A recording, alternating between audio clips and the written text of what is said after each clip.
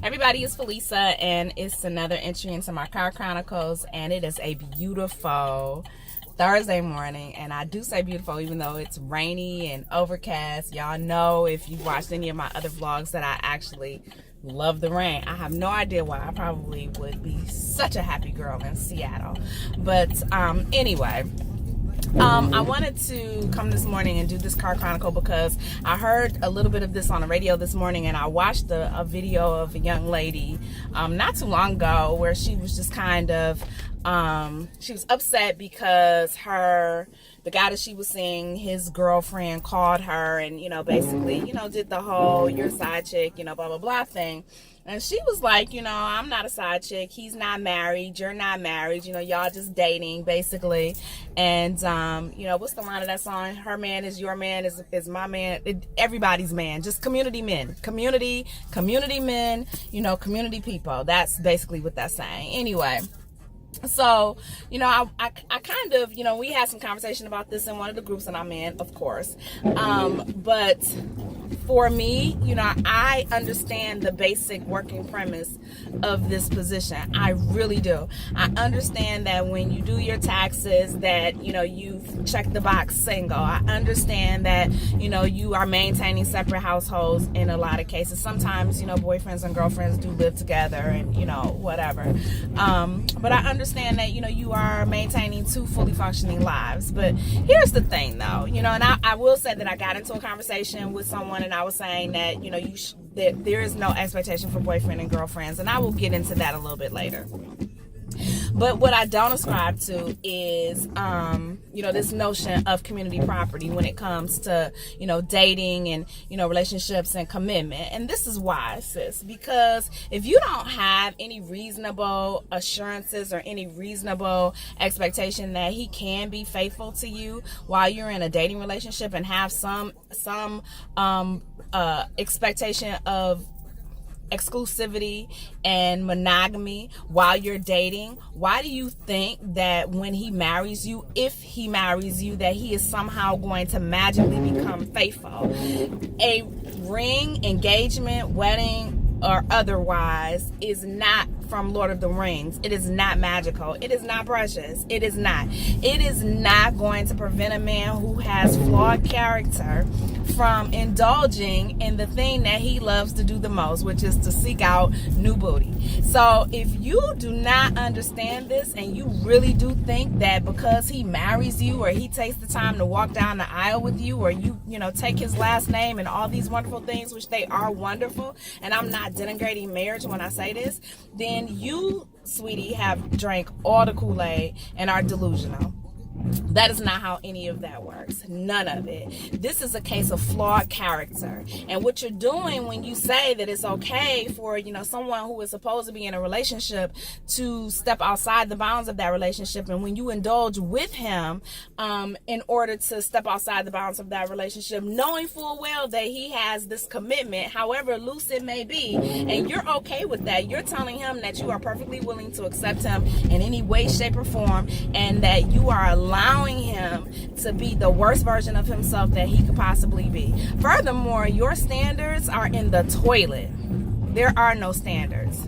There are no, allowances, or there's no consideration for, respect for relationships. There's no respect for, the sanctity that is supposed to be in a relationship. And of course, I do not place the same value or, place, the same high esteem value on, someone who is dating versus someone who is married. You take no vows when you're dating. You don't exchange an oath of commitment. You don't have, you don't have any of those things. What you do is you do have an understanding, though. In most cases, most people have an understanding that I'm with you, you're with me, and we're going to be this packaged couple. And when you insinuate yourself inside of that, and when you delude yourself into actually believing that you aren't interfering with someone's relationship, and you take a piece of a man and you settle for that, and then you have the sheer unmitigated gall to tell yourself that you aren't doing anything wrong because this man is technically single. It's ridiculous. And I think that, you really have kind of drifted outside the lines of, the sister friend code. Now, when I say no expectations of boyfriends, this is what I mean. I don't have husband expectations of boyfriends. There are certain things that I expect for my husband to do. There are certain things that, I would hope that my boyfriend would do.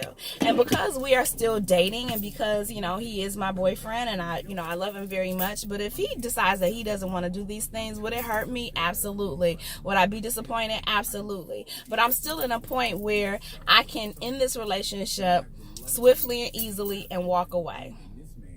There's no, petitioning of the court. There's no division of assets. There's no, no hashing out of, who's going to get what, and, who's going to take custody of the children, if there are any. It really can be a very simple and very easy process to negotiate your way out of, if that's what you want to do, as opposed to a marriage, which, has a lot more definitive entanglements, in my opinion. So, that's what I mean by expectations. I don't expect for my boyfriend to pay bills in my house. I don't expect for my boyfriend, to come and maintain things in my house. If he decides to do those things for me, God bless him. And would I accept it? Yes, girl. All the yes.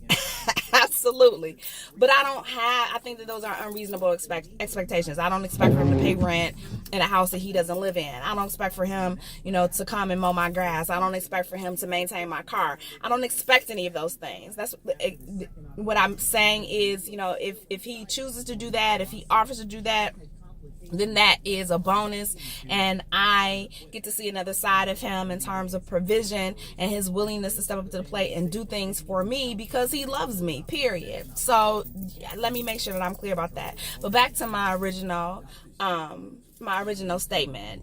I think that these women, y'all out here being extra desperate,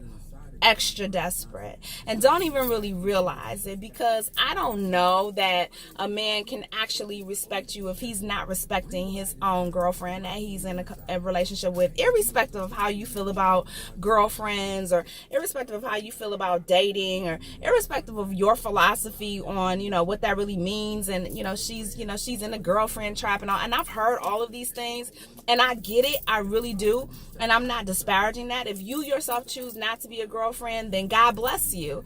I don't know any man who's going to be willing to date you, and knowing that you're dating multiple men, if you disclose that to him, and never move to a space of exclusivity, where you guys are only dating each other so that you can move towards marriage, and then all of a sudden propose to you. I've heard that happens, but I kind of feel like it's a unicorn. And, I do believe that unicorns exist along with Loch Ness. Don't stress me. I just do. But I think just because we ain't seen it don't mean it's not there. But anyway, but these unicorn proposals and, kind of Bigfoot sighting, dating experiences, I don't personally know anyone that works for. I really don't.